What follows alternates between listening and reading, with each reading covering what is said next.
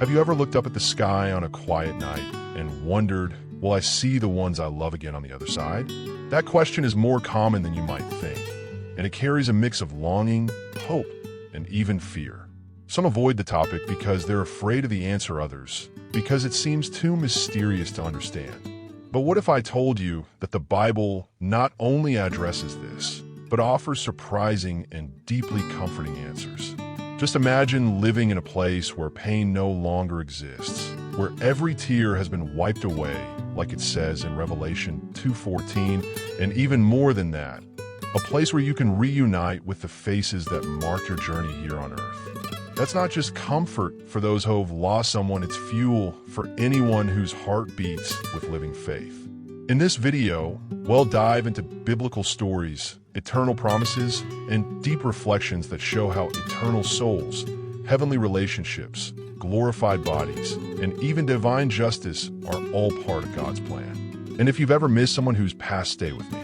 Today, you might find more than just answers. Some people imagine heaven as a place full of anonymous souls, where everyone loses their stories and connections. But the truth is much more beautiful.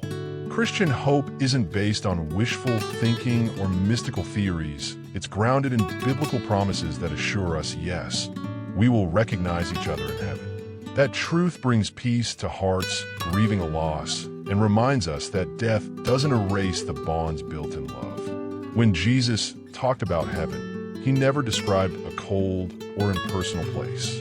On the contrary, he spoke of banquets, homes, family. That tells us eternal relationships are part of God's plan. Faith doesn't erase our identity, it glorifies it, purifying and transforming us into our most beautiful essence. That includes recognizing faces, embracing again, and smiling once more. If you've lost someone you love, know this, that pain is not the end of the story. The hope of salvation is like an anchor that holds our soul steady in the storm. Instead of just trying to move on, you can look forward and think, we'll see each other again.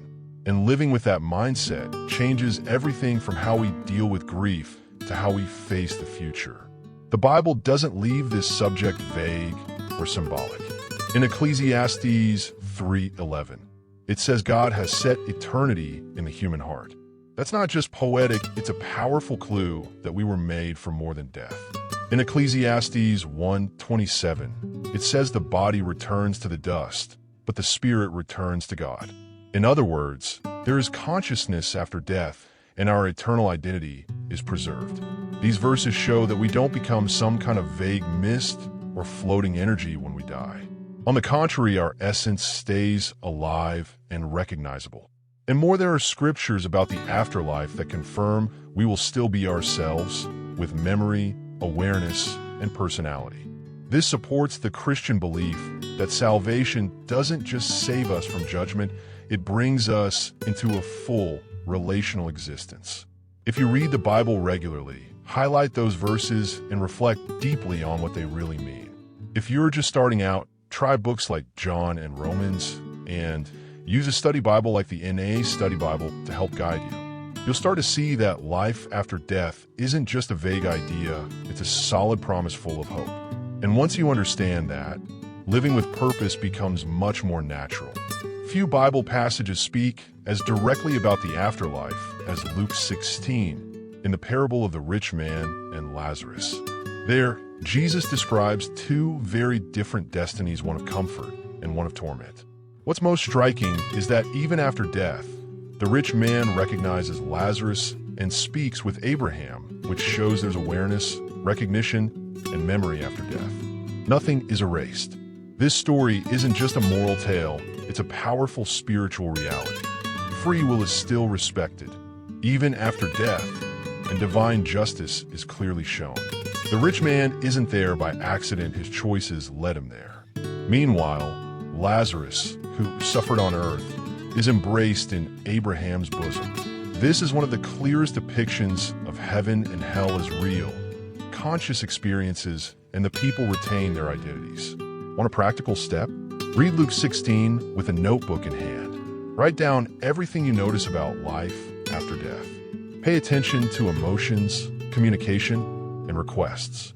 It's a great starting point to understand that eternity is not a formless fog. It's a continuation of life, only now with everything made clear. And that changes how we live, love, and prepare for what's next. The idea of a body that doesn't feel pain, doesn't age, doesn't die sounds like science fiction, right? But that's exactly what the Bible promises in 1 Corinthians 15. When Paul talks about the resurrection of the dead, he says our bodies will be transformed from perishable to imperishable, from weak to glorious. Just as Christ appeared to his disciples with a real yet glorified body, we too will receive something similar. This glorified body isn't some ghostly spirit floating in the clouds. It's a body with form, identity, and presence, but free from the limits of fallen flesh. Remember when Jesus appeared to the disciples after rising from the dead? He ate fish, talked, showed his scars, but also walked through walls. It shows the new body has surprising qualities, but it's still recognizable. The eternal identity is still there.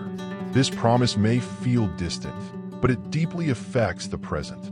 When we face sickness, pain, physical limitations, remembering that this body is temporary brings relief. And more, it invites us to take care of it responsibly, knowing it's God's temple today, but also not to get too attached to a fading appearance. The best is yet to come, and when it comes, it will be eternal, complete, and glorious just as he promised. Some people think heaven is a place where everyone looks the same, with no face or name. But the Bible shows something totally different. In Matthew 17, during Jesus' transfiguration, Moses and Elijah appear and are recognized by the disciples, even though they had died centuries before. This clearly shows that eternal identity is preserved, and we will be recognized for who we are, even in the heavenly realm. The scene is symbolic, but also real. Jesus, in his glorified state, speaks with people who are still themselves. They didn't turn into little lights or vanish into the sky. This reinforces the idea that heaven is a place of continuation, not of forgetting. The eternal soul carries who you are, with everything God formed in you. The only difference is that in heaven, sin, pain, and imperfection no longer exist.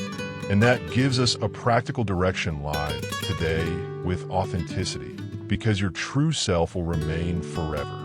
What you build in Christ, your character, your choices, your faith that has eternal weight. Don't worry about being perfect.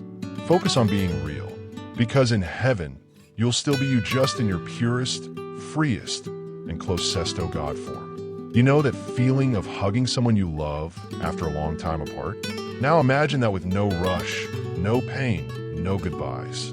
The Bible doesn't just promise a personalized heaven, it promises a place of full communion. Theologian Jonathan Edwards once said heaven is a world of love, and that includes eternal relationships. Our connections won't be erased, but perfected. All the good in human bonds will continue without sin's distortions. Think about the arguments over silly things, the unresolved pain, the misconnections. In heaven, that won't exist anymore.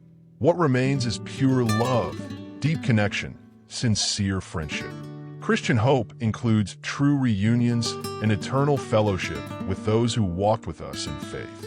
That's not just an emotional detail, it's part of the salvation that restores not just the individual, but also the relationships that formed us. Want to start living that now? Start valuing your relationships more. Forgive quicker, listen deeply, hug longer. Heaven is built with seeds we plant today. And when you realize those precious moments with loved ones aren't lost forever, just postponed until the reunion longing gains a new name, hope. One of the hardest and most painful questions someone can ask is, what if the person I love didn't know Christ? That thought tightens the heart and makes silence heavy. But the Bible doesn't ignore this dilemma. Jesus spoke clearly about two paths: the narrow gate that leads to life and the wide road that leads to destruction, Matthew 7:13-14. The reality of heaven and hell is not a symbolic metaphor. It's a truth that calls us to urgency in faith. It's not easy to hear, but ignoring this truth doesn't bring real comfort either. God's justice is perfect. He knows every heart, every story, every decision. He is love, but he is also just. And even if we don't understand everything, we can trust that he judges with mercy and truth. The Christian faith teaches that salvation is an open offer to all, but acceptance is personal. Eternity is the result of real decisions made here and now. So what do we do with that pain? First, surrender it. Bring the names that weigh on your heart before God. Second, live with purpose, love, pray, and share the truth with those you care about while there's still time. Third, trust. Not everything has been revealed to us, but God's character has, and he is good. So even when there are no answers, you can rest in the fact that he loves more than we ever could. Some people picture God as a strict judge, ready to condemn. Others see him as a sweet grandpa who overlooks everything. But biblical truth balances those extremes. God is just and merciful at the same time. He respects free, while he never forces anyone to love him. But he also does everything possible to reach us before it's too late. Divine justice isn't cold, it's full of compassion. The cross of Christ is the greatest proof of that. There, the punishment was paid, the debt was settled, but no one is forced to accept it. It's like receiving a wedding invitation. Those who love respond. Salvation is offered to everyone, but it must be accepted personally.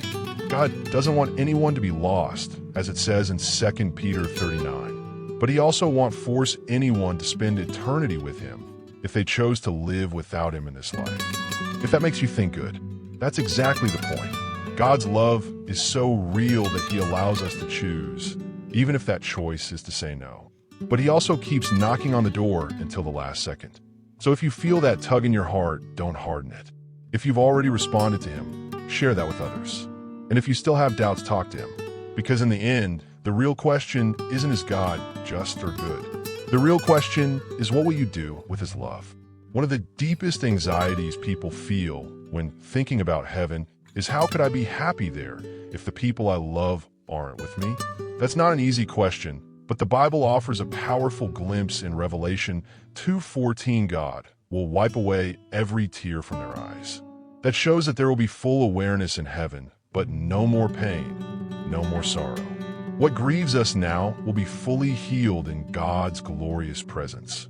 This doesn't mean we'll be numb or without memory. On the contrary, consciousness after death will be clearer than ever. We'll have an expanded understanding, and we'll see God's justice and love with complete clarity. What seems impossible to accept now will be embraced in peace there. It's like looking at the front of a beautiful tapestry after spending years only seeing the messy knots on the back. Christian hope is not only that God comforts us, but that he transforms our understanding. If this question troubles you, you're not alone. But instead of trying to solve it with human logic, bring it to God in prayer. Say, Lord, I don't understand everything, but I trust in your love. Read scriptures about the afterlife. Meditate on them. Write your doubts in a notebook and give them to God. Because heaven won't be a place of absence, it will be the place of God's full presence.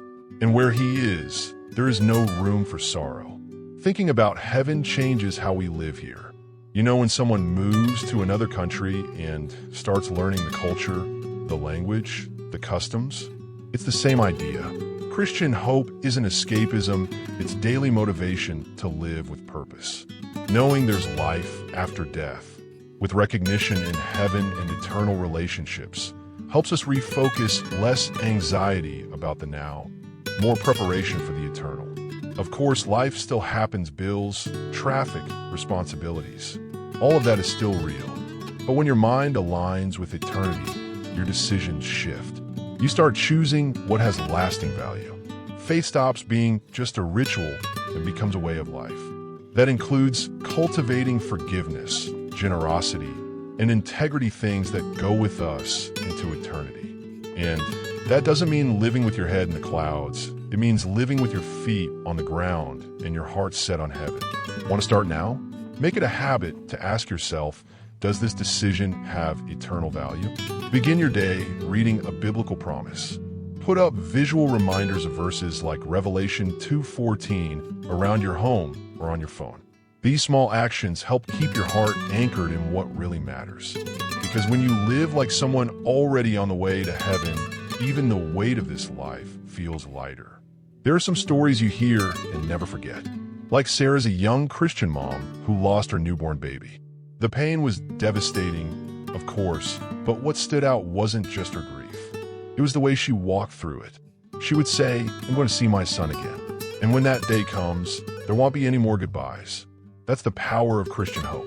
It doesn't erase the pain, but it turns the loss into a delayed reunion. The Apostle Paul lived with that same conviction. In the middle of persecution, prison, and threats, he wrote with a peace that only comes from understanding life after death. In Philippians 1:21, he declared to live is Christ and to die is gain. That's not a morbid detachment, it's spiritual clarity. He knew the eternal soul doesn't end in the grave, and that a glorified body would come after. His faith wasn't theoretical, it was the compass that guided his every step.